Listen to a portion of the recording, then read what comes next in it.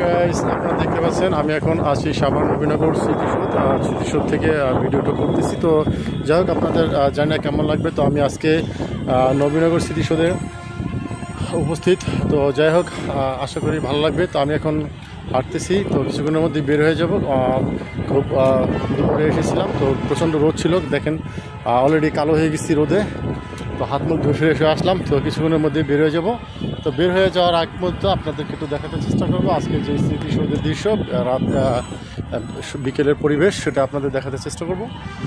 তো দেখতে থাকুন। আজকে স্মৃতিসৌধের সময়টা খুব ভালো যাচ্ছে। তো প্রচণ্ড বৃষ্টির মধ্য দিয়ে যে রোদ ছিল আজকে, সেই রোদে প্রচণ্ড তাপ। তো তাপের কারণে আজকে কিন্তু আমি ভিডিও ভালো করে করতে পারিনি। আপনাদেরকে দেখাতে চেষ্টা করবো যে স্মৃতিসৌধের যে দৃশ্য আজকে আপনারা দেখতে পাচ্ছেন।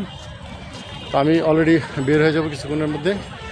প্রচণ্ড রোদ আজকে, তো আজকের যে রোদের তাপে প্রচণ্ড ঘামাচ্ছি। তো এখন বেরিয়ে আসলাম। তো ভালো থাকবেন আপনারা, দেখাতে চেষ্টা করলাম আজকে স্মৃতিসৌধের দৃশ্যটা। তো যাই হোক, আপনাদেরকে নিয়ে গেলাম।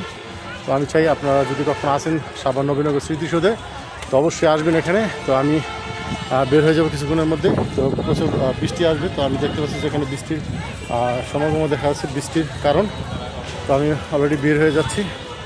এখান থেকে থাকার মতো পরিবেশ এখন নেই, কারণ হচ্ছে যেই বৃষ্টি আসবে, বৃষ্টি আসলে এখান থেকে বের হওয়া যাবে না। তো এই কারণে আমি অলরেডি বের হয়ে যাচ্ছি। তো ঠিক আছে, ভালো থাকবেন সকলেই। আজকের মতো বিদায়, ভালো থাকবেন, বাই বাই।